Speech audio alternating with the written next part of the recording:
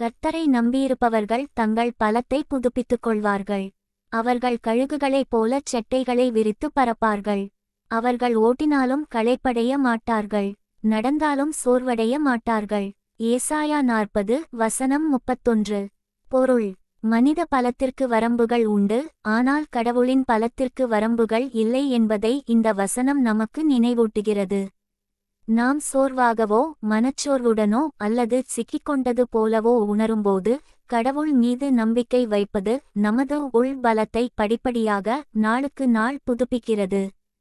கதை 1. கைவிடாத விவசாயி. ஒரு ஏழை விவசாயி வறட்சிக் காலத்தில் விதைகளை விதைத்தார். அக்கம் பக்கத்தினர் அவரை கேலி செய்தனர்.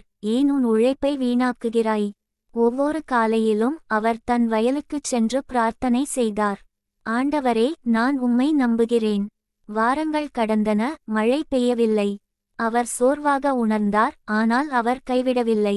ஒரு நாள் இரவு கனமழை கொட்டியது. மற்றவர்கள் விதைகளை விதைக்க விரைந்தபோது அந்த விவசாயி ஏற்கனவே விதைகளை நிலத்தில் விதைத்திருந்தார். அவருடைய வயல் முதலில் பசுமையாக வளர்ந்தது. பாடம்: கர்த்தருக்காக காத்திருப்பவர்கள் ஆரம்பத்தில் மெதுவாகச் செல்வது போல் தோன்றலாம், ஆனால் சரியான நேரம் வரும்போது அவர்கள் எழுந்து நிற்பார்கள். கதை 2. பலவீனமாக உணர்ந்த மாணவன். ஒரு மாணவன் ஒரு முக்கியமான தேர்வில் தோல்வியடைந்து நம்பிக்கையை இழந்தான்.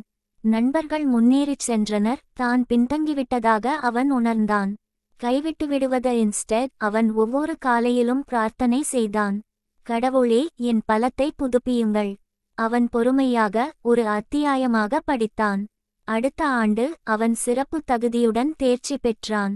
பாடம்: கடவுள் எப்போதும் உடனடி வெற்றியை தருவதில்லை, அவர் சகிப்புத்தன்மையை அளிக்கிறார். அந்த சகிப்புத்தன்மை வெற்றியை கொண்டுவருகிறது.